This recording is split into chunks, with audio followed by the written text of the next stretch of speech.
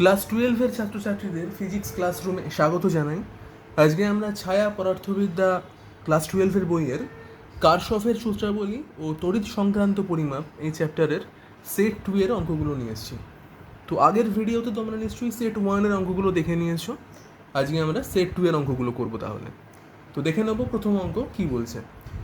চিত্রে প্রদর্শিত বর্তনীতে 20 ওহম রোধটির মধ্য দিয়ে প্রবাহ কত বলে একটা সার্কিট দেওয়া রয়েছে। তো কী সার্কিট দিয়েছে দেখো, এখানে একটা 2 ভোল্ট ব্যাটারি রয়েছে, তার সঙ্গে একটা রোধ রয়েছে 0.1 ওহম, নিচে একটা 20 ওহমের রোধ রয়েছে, নিচের ব্রাঞ্চে আরেকটা ব্যাটারি রয়েছে 1.1 ভোল্টের, আর তার সঙ্গে একটা 1 ওহমের রোধ রয়েছে বলে একটা বর্তনী চিত্র দেওয়া রয়েছে। এবং প্রশ্ন হচ্ছে যে এই 20 ওহম যে রোধটা তার মধ্য দিয়ে কত প্রবাহ যাবে। তো আমরা সেট 1 যখন করিয়েছিলাম সেখানে দেখেছিলে যে আমরা কারশফ ভোল্টেজ ল দিয়ে কীভাবে মেশ অ্যানালিসিস হয় সেইভাবে আমরা প্রত্যেকটা লুপ ধরে ধরে কারেন্টের অ্যানালিসিস শিখেছিলাম। তো সেই রকম অ্যানালিসিস ব্যবহার করেই আমরা এখানে অঙ্কটা করব। তো কী করেছি দেখো, সার্কিটটাকে আমরা আরেকবার এঁকে নিয়েছি, এখানে নিয়ে লিখেছি যে বর্তনীটিতে কেভিএল প্রয়োগ করে পাই। তো কী হয়েছে দেখো, প্রথম লুপটাকে নাম দিয়েছি আমরা ABCD লুপ। তো সেই লুপে ব্যাটারি ছিল 2 ভোল্ট। তো 2 ভোল্টের যে পজিটিভ মেরু, সেই পজিটিভ মেরুর থেকেই কিন্তু কারেন্টটাকে আমরা দেখাবো যে কারেন্টটা পজিটিভ মেরু থেকে 2 ভোল্ট থেকে বেরোচ্ছে, মানে A থেকে D বরাবর এসে D থেকে C বরাবর যাচ্ছে, তারপর C থেকে B তে গিয়ে B থেকে আবার ব্যাটারির নেগেটিভ মেরুতে গিয়ে পৌঁছাচ্ছে। তো এইভাবে আমরা I1 কারেন্টকে দেখাচ্ছি। একই রকমভাবে নিচের যে লুপটা রয়েছে সেখানে লুপটা হচ্ছে আমাদের DCFE লুপ। তো সেই লুপে ব্যাটারি রয়েছে 1.1 ভোল্ট, তার যে পজিটিভ প্রান্ত তার থেকে I2 কারেন্ট বেরিয়েছে। কীভাবে যাচ্ছে দেখে নিই। ব্যাটারি থেকে শুরু করে E অবধি যাচ্ছে, E থেকে D যাবে, D থেকে C যাবে, C থেকে F যাবে, F থেকে আবার ব্যাটারির নেগেটিভ মেরুতে ফিরে আসবে। এইভাবে দুটো কারেন্টকে আমরা দেখাতে পারছি I1 I2 হিসেবে। তো দেখতেই পাচ্ছ যে 20 ওহম যে রোধটা রয়েছে তার মধ্য দিয়ে কিন্তু তাহলে I1ও যাচ্ছে I2ও যাচ্ছে, এবং তাদের ডিরেকশন কি, তাদের ডিরেকশন কিন্তু একই দিকে। 20 ওহমের মধ্য দিয়ে I1 যেদিকে যাচ্ছে মানে ডিসি বরাবর, একই রকমভাবে 20 ওহমের মধ্য দিয়ে I2ও কিন্তু ডিসি বরাবরই যাচ্ছে। তো সেক্ষেত্রে আমাদের দেখতে পাবো 20 ওহমের মধ্য দিয়ে যদি প্রবাহ জিজ্ঞেস করে কত, আমরা বলতে পারবো তাহলে I1 প্লাস I2। তো সেক্ষেত্রে আমাদের তাহলে I1 এবং I2 দুটোর মানই কিন্তু বার করে নিতে হবে, বার করে আমরা দুটোকে যোগ করে দেবো। তো কী করছি তাহলে, প্রথম ইকুয়েশন সেট আপ করছি ABCD লুপের জন্য। ABCD লুপের জন্য কি হচ্ছে, মেন কারেন্ট কে ছিল, মেন কারেন্ট ছিল I1। তাহলে I1 ইন্টু কী করবো, এই লুপের মেন যে দুটো রেজিস্ট্যান্স থাকবে সেই রেজিস্ট্যান্স দুটোর যোগফল, মানে 0.1 প্লাস 20 তার যোগফল, তাই করেছি I1 ইন্টু 0.1 প্লাস 20। বেশ, এবার দেখো যে এই লুপের মধ্যে আরেকটা কারেন্ট রয়েছে, সেটা হচ্ছে I2, যেটা 20 ওহমের মধ্য দিয়ে কমন। তো সেই জন্য আমরা লিখছি প্লাস 20 I2। যেহেতু I1 এবং I2-র দিক একই আছে তাই জন্য আমরা করেছি এখানে প্লাস 20 I2। ইকুয়াল কি লিখছি, ইকুয়াল লিখবো লুপ ভোল্টেজ। এই লুপে একটাই ভোল্টেজ ছিল, সেটা হচ্ছে 2 ভোল্ট, তাই ইকুয়াল লিখে দিয়েছি 2। নিয়ে আমাদের ফার্স্ট ইকুয়েশন সেটা হয়ে গেল 20.1 I1 প্লাস 20 I2 ইকুয়াল 2। এবার দেখে নেবো যে পরের যে লুপটা মানে DCFE যে লুপটা, তার জন্যে ইকুয়েশন সেট আপ কেমন হবে। তো এই লুপের জন্যে মেন কারেন্ট হচ্ছে আমার I2, সেই জন্য কি লিখবো, I2 লিখবো ইনটু লিখবো এই লুপের মেন যে দুটো রেজিস্ট্যান্স কী আছে দেখো, 20 আর 1। তাহলে 20 প্লাস 1 হচ্ছে এখানে, প্লাস কি হচ্ছে দেখা যাচ্ছে 20 যেহেতু এই লুপের মধ্যে কমন, সেই কারণে I1টাও 20-এর মধ্য দিয়ে যাবে, তাই জন্য হয়ে গেছে plus 20 I1 equal loop voltage আছে আমার 1.1 ভোল্ট, তাই লিখেছি 1.1। তো এটাকে তাহলে যোগ করলে আমরা পেয়ে যাচ্ছি 21 I2 প্লাস 20 I1 ইকুয়াল 1.1। সেটাকে তাহলে 2 নম্বর ইকুয়েশন লিখেছে। নেক্সট তোমাদের কাজ 1 এবং 2 নম্বর ইকুয়েশন দুটোকে তোমরা কিন্তু সলভ করবে। আমি আর সলভটা করা দেখাইনি, আমি একেবারে লিখে দিচ্ছি I1 I2-র মান কত। তোমরা করে দেখবে যে I1 এর মান আসবে 20/22.1 অ্যাম্পিয়ার এবং I2 এর মান আসবে -17.89/22.1 অ্যাম্পিয়ার। অনেকের মনে প্রশ্ন আসতে পারে যে I2টার মাইনাস এলো কেন। তো মাইনাস এসছে এই কারণে যে I2-র ডিরেকশন, তার মানে আমরা যেদিকে ধরেছিলাম তার উল্টো দিকে কারেন্টটা যাচ্ছে অ্যাকচুয়ালি, তো সেই কারণে মাইনাস চিহ্নটা এসছে। বেশ, এবারে কি হয়েছে, 20 ওহম এর মধ্য দিয়ে প্রবাহ তাহলে কি হচ্ছে, I ইকুয়াল আমরা লিখে নিয়েছি I1 প্লাস I2। তো যেহেতু I2 নেগেটিভ ছিল তাই জন্য আমরা এখানে মাইনাস করছি। তো দুটো মাইনাস করে আমরা পেয়ে যাচ্ছি দেখো 0.0955 অ্যাম্পিয়ার, বা এটাকে লিখতে পারবে 95.5 মিলি অ্যাম্পিয়ার। দেখে নেব পরের 2 নম্বর অঙ্ক কি বলছে। তো এখানে বলছে যে চিত্রের প্রদর্শিত বর্তনীতে 5 ওহম রোধটির মধ্য দিয়ে প্রবাহ কত বলে একটা সার্কিট আবার এঁকে দেওয়া রয়েছে। সার্কিটটা দেখো কেমন রয়েছে, এখানে 2 ভোল্ট ব্যাটারি রয়েছে, 2 ওহম 2 ওহম 2 ওহম রেজিস্ট্যান্স, এখানে 1 ohm 1 ohm and 5 ohm resistance. এইভাবে একটা বর্তনী দিয়েছে, দিয়ে প্রশ্ন হচ্ছে ওদের যে 5 ওহম যেটা রয়েছে তার মধ্য দিয়ে ফ্লোটা কত, কারেন্ট ফ্লোটা কত। তো একই রকমভাবে অঙ্কটা করব, কেভিএল প্রয়োগ করব। সার্কিটটা আবার রেখেছি, করে আমরা কারেন্টের লুপ ধরে নিয়েছি। ফার্স্ট লুপে ছিল 2 ভোল্ট ব্যাটারি, তো তার পজিটিভ মেরু থেকে শুরু করে নেগেটিভ মেরু অবধি একটা I1 কারেন্টকে দেখিয়েছি। সেকেন্ড লুপে কোনো ব্যাটারি ছিল না, সেখানে আমরা একটা I2 কারেন্টকে দেখিয়েছি। এটা তোমরা যেদিকে খুশি কারেন্ট ডিরেকশন নিতে পারো। আমরা আগেও বলেছিলাম যে লুপে ব্যাটারি থাকে না সে লুপে আমরা যেদিকে খুশি কারেন্ট ডিরেকশন নিতে পারি। তো এখানে আমি নিয়েছি ক্লকওয়াইজ I2। একই রকমভাবে আমরা থার্ড লুপেও একটা I3 ক্লকওয়াইজ কারেন্ট ডিরেকশন নিয়েছি। এবার দেখাচ্ছি যে ফার্স্ট লুপের ক্ষেত্রে ইকুয়েশন কেমন হবে। ফার্স্ট লুপের ক্ষেত্রে কারেন্ট কী ছিল, কারেন্ট ছিল I1। ফার্স্ট লুপের রেজিস্টার কী ছিল, 2 ওহম অ্যান্ড 1 ওহম, তাই 2 + 1 করেছি। আচ্ছা, এবার দেখো ফার্স্ট লুপ অ্যান্ড সেকেন্ড লুপের মধ্যে কমন হচ্ছে আমার 1 ওহম রেজিস্ট্যান্সটা। তো তাহলে 1 ওহমের মধ্যে দিয়ে I1ও যেমন যাবে I2ও তেমন যাবে। এবার ভালো করে দেখলে দেখা যাবে যে I1 যাচ্ছে 1 ওহমের মধ্য দিয়ে নিচের দিকে, তেমনি I2 যাচ্ছে কোন দিকে, I2 যাচ্ছে উপর দিকে। ভালো করে খেয়াল করো, I1 কীভাবে আছে, 2 ওহম থেকে I1 1 ওহমে নিচের দিকে নামে। I2 কেমন আছে, I2 2 ওহম দিয়ে যায়, 1 ওহম দিয়ে যায়, I1 দিয়ে উপর দিকে ওঠে। তার মানে I1 অ্যান্ড I2 ডিরেকশন 1-এর মধ্য দিয়ে কিন্তু অপোজিট। সেই কারণে আমরা নিয়েছি -I2 × 1 ইকুয়াল লুপ ভোল্টেজ কত আছে, 2 ভোল্ট আছে, তাই 2 নিয়েছি। আচ্ছা, সেকেন্ড লুপের ক্ষেত্রে কী হয়েছে, সেকেন্ড লুপের ক্ষেত্রে কোনো ব্যাটারি নেই, শুধুমাত্র কারেন্ট আছে, কারেন্ট অ্যান্ড 3টে রেজিস্টার রয়েছে, তাই I2 নিয়েছি। বর্তনীর মূল যে প্রবাহ সেটাকে ফার্স্টে নিতে হয়, তাই I2 নিয়েছি, ইন্টু 2 + 1 + 1 হলো। আচ্ছা, এখানে দেখো বাকি দুটো লুপের সঙ্গে কিন্তু আমার এই 1 ওহম অ্যান্ড 1 ওহম সিমিলার রয়েছে, মানে কমন রয়েছে। তো সেই কারণে কেমন আমরা কি করব, আমরা দেখে নেব যে 1-এর মধ্য দিয়ে যেমন I1 যাচ্ছে, তাই জন্য লিখে নিয়েছি -I1 × 1, মাইনাস এই 1-এর সঙ্গে I3 রয়েছে, তাই জন্য -1 × I3। এখানেও দেখো 1-এর মধ্য দিয়ে I2 যেদিকে যায় I3 তার উল্টো দিকে যায়, সেই জন্য মাইনাস দেওয়া হলো। ইকুয়াল নিচ্ছি 0, তার কারণ এই লুপে কোনো ব্যাটারি নেই। থার্ড লুপের ক্ষেত্রে কী হচ্ছে, থার্ড লুপের ক্ষেত্রে একই রকমভাবে কোনো ব্যাটারি নেই। এখানে I3 যাবে 1, 2 অ্যান্ড 5-এর মধ্য দিয়ে, তাই জন্য I3 × 2 + 5 + 1 নিচ্ছি। 1 ওহমটা কমন এই দুটো লুপের মধ্যে, তাহলে 1 ওহমের মধ্য দিয়ে I2ও যায়, তাই জন্য -I2 × 1 = 0, কেননা ব্যাটারি ভোল্টেজ নেই। তো 3টে ইকুয়েশন সেট আপ আমাদের কমপ্লিট। এবার কি করব, এবার আমাদের সলভ করার কাজ। সলভ করে আমাদের বার করতে হবে I1, I2, I3 কত। তো ভালো করে অঙ্কটা দেখলে দেখো এখানে প্রশ্ন করছে যেটা যে 5 ওহমের মধ্য দিয়ে কারেন্টটা কত সেটা আমাদের বার করতে হবে। তো ভালো করে দেখো যদি যে 3টে কারেন্টের মধ্য দিয়ে শুধুমাত্র I3 কিন্তু 5-এর মধ্য দিয়ে যায়, তো তাহলে আমরা যদি শুধুমাত্র I3 এর মান বার করতে পারি তাহলে কিন্তু আমাদের অঙ্কটা সলভ হয়ে যাবে। তো সেটাই করব, আমরা I3 এর মান বার করার চেষ্টা করব। তো 3 নম্বর ইকুয়েশন যেটা পেয়েছিলাম সেখান থেকে কী করছি দেখো, সেখান থেকে আমরা I3 বার করছি, কারণ ইকুয়েশনে রয়েছে I3 অ্যান্ড I2। তাহলে I3 কত আসছে, I3 আসছে I2/8, এটাকে দিয়েছি নাম্বার 4 ইকুয়েশন। আর 1 নম্বর ইকুয়েশন থেকে আমরা লিখতে পারছি I1 = 2 + I2/3, এটাকে দিয়েছি 5 নম্বর ইকুয়েশন। এখানে কি হয়েছে, ফোর্থ ইকুয়েশনে I3 I2-র মধ্যে রিলেশন তৈরি করেছি, আর 5 নম্বর ইকুয়েশনে I1 অ্যান্ড I2-র মধ্যে ইকুয়েশন তৈরি করেছি। এবার দেখো আমরা কি করলাম, এখানে I2-র জায়গাতে আমরা যদি I3 বসাই কি হবে, I2 মানে কি পাচ্ছি 8I3। ফোর্থ ইকুয়েশনে দেখো I2 মানে কি 8I3, সেটা বসাচ্ছি এই I2-র জায়গাতে 8I3। তাহলে I1-এর সঙ্গে I3 রিলেশনও পেয়ে গেলাম এখানে। বেশ, এবার কি করলাম, I1 অ্যান্ড I2 এর মান যদি আমরা 2 নম্বর সমীকরণে বসিয়ে দিই তাহলে আমরা কি পাবো। তো তার আগে আমরা 2 নম্বর সমীকরণটা লিখে রেখেছি। 2 নম্বর সমীকরণ কত ছিল, 4I2 - I1 - I3 = 0, এটা ছিল 2 নম্বর ইকুয়েশন। তো এখানে I2-র মান বসাচ্ছি 8I3, I1-এর মান বসাচ্ছি এটা 5 নম্বর ইকুয়েশন থেকে যেটা আমরা আনলাম।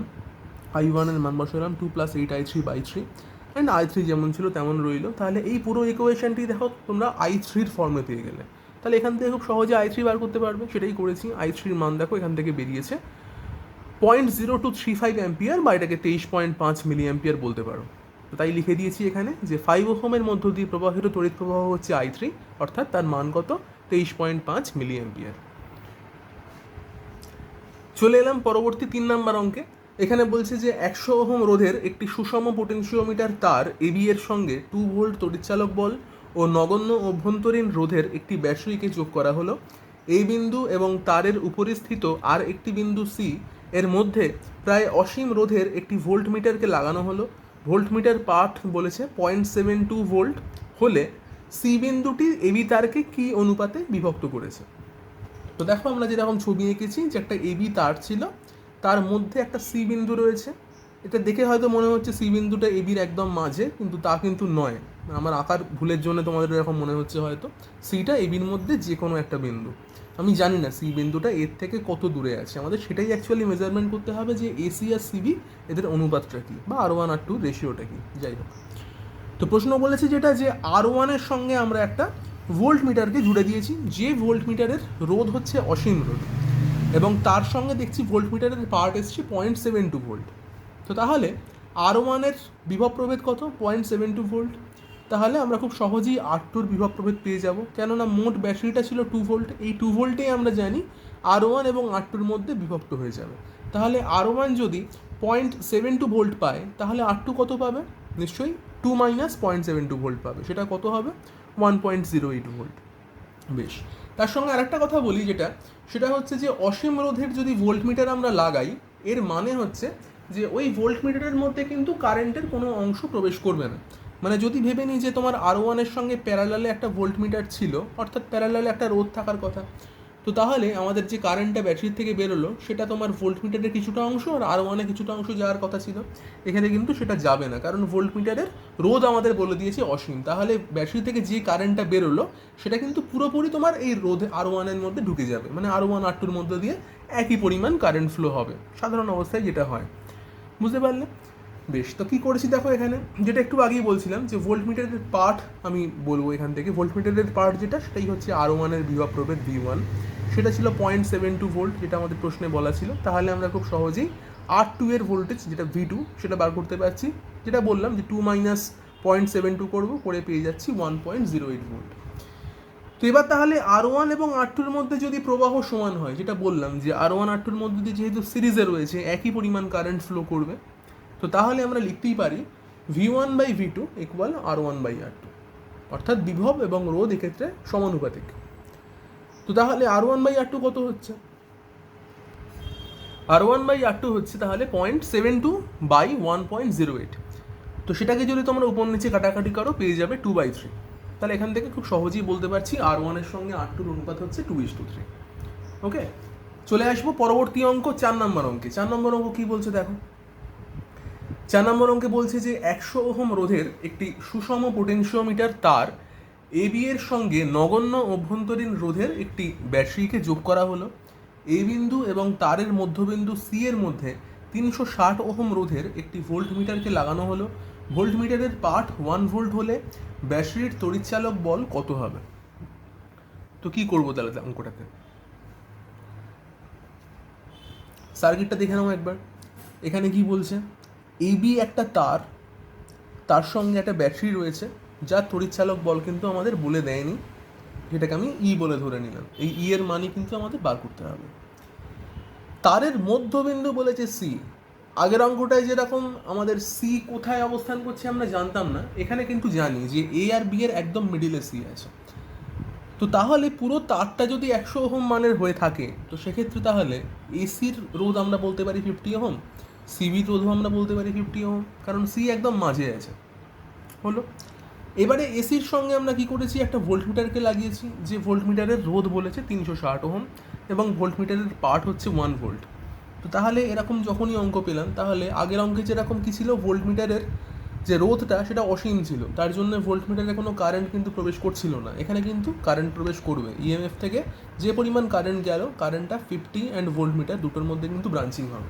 তো ব্রাঞ্চিং হওয়া মানেই কি, তাহলে আমাদের তুল্য রোধের ব্যাপার চলে আসছে। তাহলে আমরা কী করবো, বর্তনীর তুল্য রোধ বার করবো। কী আছে দেখো, 50 ওহমের সঙ্গে 360 ওহম সমান্তরাল সমবায় রয়েছে, তার সঙ্গে 50 ওহম আবার সিরিজে রয়েছে। তাই জন্য আমরা বর্তনীর তুল্য রোধের ফর্মুলা বার করছি। আর ইকুইভ্যালেন্ট ইকুয়াল লিখে দিচ্ছি 50 ইন্টু 360 বাই 50 প্লাস 360। এটা হলো 50 ওহম রোধ এবং যে ভোল্টমিটারটা তাদের সমান্তরাল সমবায়ের তুল্য রোধ। তার সঙ্গে প্লাস করেছি কাকে, এই 50 ওহম যেটা শ্রেণী সমবায় রয়েছে এই পুরো জিনিসটার সঙ্গে তাকে +50 লিখেছি। তাহলে পুরো বর্তনীর তুল্যরোধ কত আসছে? 93.90 ওহম।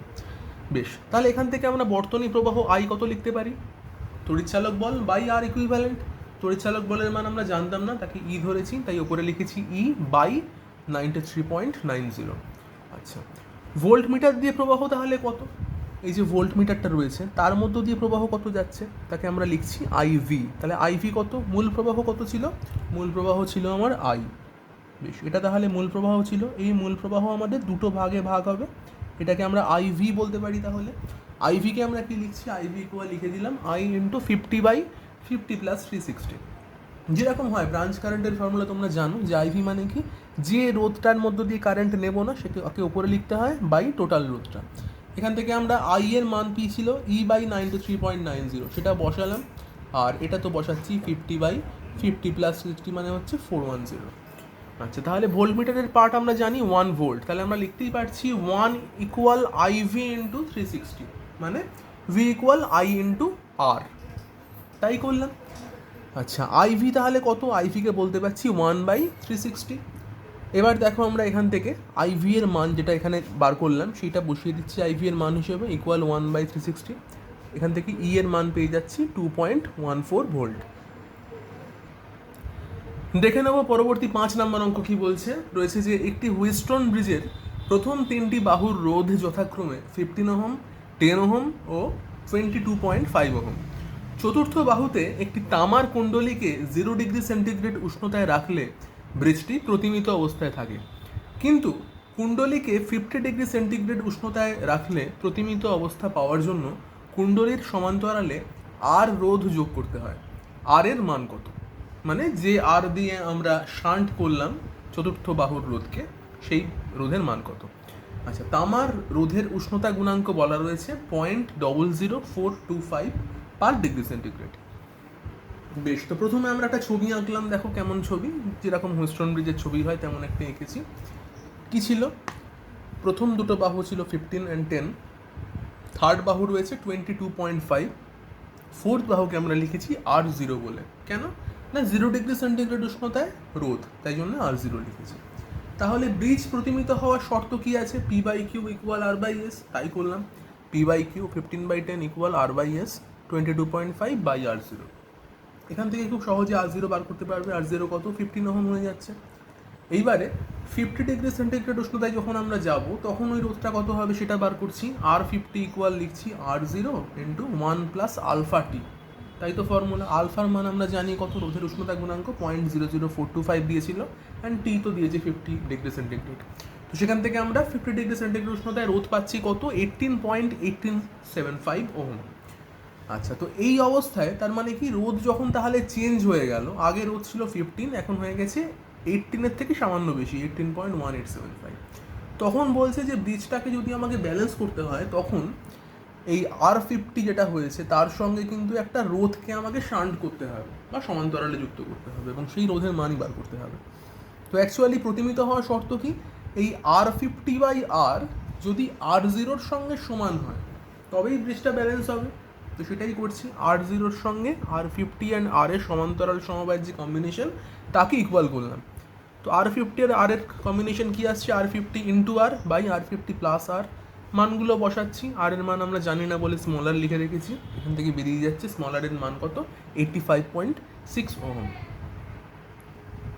এবারে দেখে নেব 6 নম্বর অঙ্ক কি বলছে। বলছে যে একটি তড়িৎ উৎস থেকে একটি ওয়েস্টার্ন ব্রিজে 0.1 অ্যাম্পিয়ার প্রবাহ প্রবেশ করে। ব্রিজটির প্রথম 3টি বাহুর প্রতিটির রোধ 10 ওহম এবং চতুর্থ বাহুর রোধ 20 ওহম। গ্যালভানোমিটারের রোধ 100 ওহম হলে গ্যালভানোমিটার প্রবাহ কত? খুব ইজি একটা অঙ্ক দিয়েছে, একটা ওয়েস্টার্ন ব্রিজ দিয়েছে পরিষ্কার কথা, এবং জিজ্ঞেস করছে যে গ্যালভানোমিটারের মধ্য দিয়ে প্রবাহ কত যাবে। অঙ্কটা তোমরা নিজে নিশ্চয়ই পারবে করতে, করেছো হয়তো, তাও আমি আরেকবার করে দিয়েছি, তোমরা চেক করতে পারো তোমাদের সঙ্গে মিলছে কিনা। বেশ, কী হয়েছে দেখো, ওয়েস্টার্ন ব্রিজ আঁকা রয়েছে 10, 10, 10 অ্যান্ড 20, যেরকম কোশ্চেনে বলা ছিল সেই রকমভাবে আমরা রোধগুলোকে নিয়ে নিয়েছি। আর মাঝে রয়েছে একটা গ্যালভানোমিটার, যার রোধ বলে দিয়েছিল আমাদের 100 ওহম, আর একটা ব্যাটারির সঙ্গে কানেক্ট করা রয়েছে। সেই ব্যাটারির ভোল্টেজ কত কিন্তু আমাদের বলে দেয়নি, শুধু বলছে যে ব্যাটারির থেকে যে কারেন্টটা পাচ্ছি বর্তনী প্রবাহ সেটা হচ্ছে 0.1 অ্যাম্পিয়ার, এবং এটা বলে দেওয়ার জন্য অঙ্কটা কিন্তু খুব ইজি হয়ে গেছে আমাদের কাছে। তার কারণ দেখো, অঙ্কে আমাদের 3টে লুপ ইকুয়েশন করার কথা, আমরা এখানে 2টো লুপ ইকুয়েশন দিয়ে অঙ্কটা সলভ করতে পারছি। কীভাবে চেক করে নিই? তো চিত্র অনুযায়ী দেখো আমরা এখানে লিখতে পাচ্ছি যে I3 যেটা সেটাই কিন্তু 0.1 অ্যাম্পিয়ার। তার কারণ দেখো, আমরা I3কে দেখাই ব্যাটারি ভোল্টেজ থেকে যে কারেন্টটা বেরোয় সেটা কি, তো সেটা আমাদের 0.1 অ্যাম্পিয়ার অলরেডি দেওয়া রয়েছে, অর্থাৎ I3কেই আমরা 0.1 লিখে নিতে পারছি। তো আমাদের যে 3টে কারেন্ট বার করতে হয় লুপ ইকুয়েশনে, তার মধ্যে একটা কারেন্ট অলরেডি আমাদের দেওয়া রয়েছে, আমাদের শুধু I1 I2 বার করলেই চলবে। তো এবার নিয়ে নিচ্ছি first loop wise A, B এবং D। এই লুপের জন্য লুপ কারেন্ট কী আছে? I1 আছে লুপ কারেন্ট। তাহলে কি লিখতে পারি? I1 ইন্টু 10 প্লাস 100 প্লাস 10, মানে এই লুপের যে রোধগুলো ছিল 10, 100 আর 10, এই তিনটের যোগফল। আচ্ছা, জি এর মধ্য দিয়ে I2 কমন আছে, I1 যেদিকে যায় I2 তার উল্টো দিকে যায়, তাই জন্য নিয়েছি -100 I2।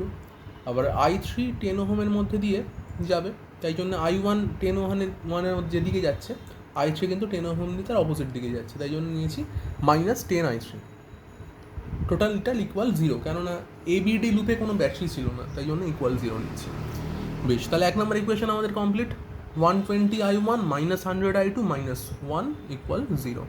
আচ্ছা, 1 কেন হলো না? I3-র মান ছিল 0.1, তাই 0.1কে 10-এর সঙ্গে গুণ করে আমরা কিন্তু এখানে 1 পেয়েছি। আচ্ছা, BCD লুপের ক্ষেত্রে দেখবো এবার। BCD লুপের ক্ষেত্রে কী হচ্ছে? BCD লুপের জন্য মেন কারেন্ট কী আছে? I2 আছে মেন কারেন্ট, তাই I2 ইন্টু কী নেবো? 10 প্লাস 20 প্লাস 100, তাই করেছি। আচ্ছা, 100-র মধ্য দিয়ে I1 কমন, তাই -100 I1।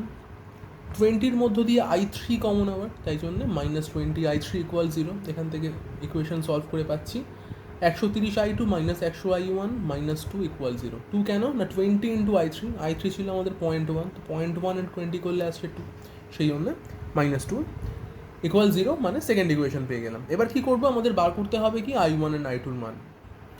তো দেখো, জি এর মধ্য দিয়ে যে প্রবাহটা যায়, আমাদের তো সেটাই চেয়েছে যে গ্যালভানোমিটার প্রবাহটা কত, তো সেটা কি I1ও যাচ্ছে I2ও যাচ্ছে। তো আমরা যদি তাহলে I1 অ্যান্ড I2-র ডিফারেন্সটা বার করতে পারি, তাহলে কিন্তু আমরা জি এর প্রবাহটা পেয়ে যাব। সেটা হতে পারে I1 মাইনাস I2 বা I2 মাইনাস I1, সেটা ডিপেন্ড করবে কোনটা বড়, মানে আমরা মড ভ্যালুটা নেব জাস্ট। আচ্ছা, কি করছি এবার? 1 নম্বর ইকুয়েশন থেকে আমরা পাচ্ছি I1 equal 1 plus 100 I2 by 120, এটা 1 নম্বর ইকুয়েশন থেকে পেলাম। এই 1-এর মান আমরা সেকেন্ড ইকুয়েশনে বসিয়ে দিলাম, জাস্ট প্রতিস্থাপন পদ্ধতিতে আমরা ব্যবহার করছি সমীকরণ সলভ করার ক্ষেত্রে, এখানে সেটাই করছি। আচ্ছা, তো 1-এর মান দেখো, I1 এর মান যদি আমরা সেকেন্ড ইকুয়েশনে বসিয়ে দিই, এখান থেকে আমরা I2 এর মান পেয়ে যাচ্ছি 0.0607। বেশ, এই I2 এর মান আবার যদি আমরা 1 নম্বর ইকুয়েশনে বসিয়ে দিই, সেখান থেকে আমরা I1 এর মান পেয়ে যাব 0.0589। তাহলে গ্যালভানোমিটারের মধ্য দিয়ে প্রবাহ কত? আমরা লিখতে পাচ্ছি I2 মাইনাস I1। I2কে I1 দিয়ে বিয়োগ করেছি, করে আমরা পেয়ে যাচ্ছি দেখো 1.77 10⁻³ অ্যাম্পিয়ার, বা এটাকে লিখতে পারবে 1.8 মিলি অ্যাম্পিয়ার, প্রায় কাছাকাছি আসছে ওই জন্য। দেখে নেব 7 নম্বর অঙ্ক।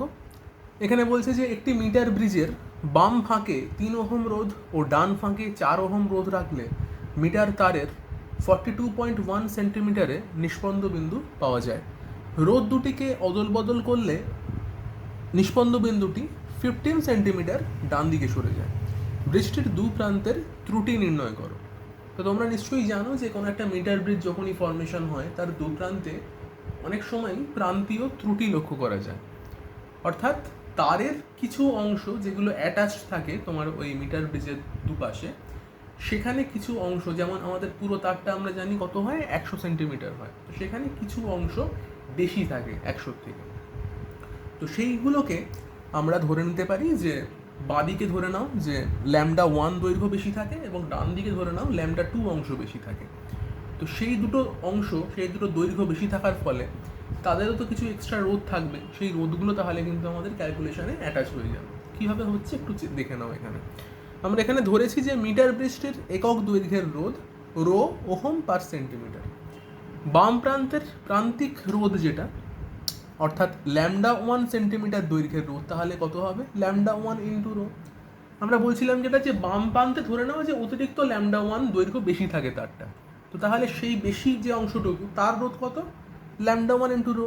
কারণ 1 সেন্টিমিটারের রোধ যদি রো হয়, ল্যামডা 1 সেন্টিমিটারের রোধ কত হবে? ল্যামডা 1 ইন্টু রো হবে। একই রকমভাবে ডান প্রান্তে যে এক্সট্রা রোধটা পাচ্ছি, এক্সেস ধরে নাও ল্যামডা 2 পরিমাণ দৈর্ঘ্য বেশি ছিল, তাহলে সেই অংশের রোধ কত হবে? ল্যামডা 2 ইন্টু রো হবে। তো তাহলে প্রথম ক্ষেত্রে যখন বাম ফাঁকে 3 ওহম এবং ডান ফাঁকে 4 ওহম রোধ ছিল, সেক্ষেত্রে আমরা যদি P by Q equal R by S করি, কী হবে? আমাদের ফর্মুলা কি বলছে? 3/4 equal L by 100 minus L হয়, তাই তো হয়? P by Q equal L by 100 minus L হয়। তো এখানে দেখো এক্সট্রা ল্যামডা 1 এবং ল্যামডা 2 এখানে যোগ করেছি, কারণ ওগুলো এক্সেস রোধ ছিল, সেগুলোকে না নিলে কিন্তু ক্যালকুলেশনটা আমরা ঠিকভাবে বার করতে পারবো না। তো সেই জন্য আমরা কী করলাম? এল এর সঙ্গে ল্যামডা 1টাকে যোগ করলাম, এখানে 100 মাইনাস এল এর সঙ্গে ল্যামডা 2কে যোগ করলাম, করে একটা ইকুয়েশন পাচ্ছি 4 ল্যামডা 1 মাইনাস 3 ল্যামডা 2 ইকুয়াল 5.3। এটাকে লিখেছি 1 নম্বর ইকুয়েশন বলে। সেকেন্ড কেসটাতে যেখানে বলেছে যে রোধ দুটোকে আমরা অদল বদল করলাম, মানে 3-এর জায়গায় 4 ওহমকে দিলাম, 4-এর জায়গায় 3 ওহমকে দিলাম, তখন কি হয়ে যাচ্ছে? ইকুয়েশন 4/3 হয়ে যাচ্ছে। তখন বলেছে যে নিষ্পন্দ বিন্দু যেটা 42.1-এ পাওয়া গেছিলো আগে, সেটা এখন 15 সেন্টিমিটার সরে গেছে। তো তাহলে 14.1 থেকে 15 যদি যোগ করো তোমরা পাবে 57.1। তাহলে এখন এল হচ্ছে গিয়ে 57.1। তো তার সঙ্গে আমরা ল্যামডা 1কে আবার যোগ করেছি, বাই 100 মাইনাস 57.1, তার সঙ্গে ল্যামডা 2কে যোগ করা হয়েছে, করে একটা ইকুয়েশন পেলাম 3 ল্যামডা 1 মাইনাস 4 ল্যামডা 2 ইকুয়াল 0.3। সেটা হচ্ছে কিন্তু সেকেন্ড ইকুয়েশনটা, এটা 0.3। আচ্ছা, তাহলে 1 এবং 2 নম্বর ইকুয়েশন যদি আমরা সলভ করি, এখান থেকে আমরা পেয়ে যাবো ল্যামডা 1 এর মান হচ্ছে 2.9 সেন্টিমিটার আর ল্যামডা 2 এর মান হচ্ছে 2.1 সেন্টিমিটার। তো এটাই বার করতে বলেছিল যে ব্রিজ দুটোর প্রান্তিক ত্রুটি কত। তাহলে বাঁ দিকে ত্রুটি ছিল 2.9 সেমি, ডান দিকে ত্রুটি ছিল 2.1 সেন্টিমিটার।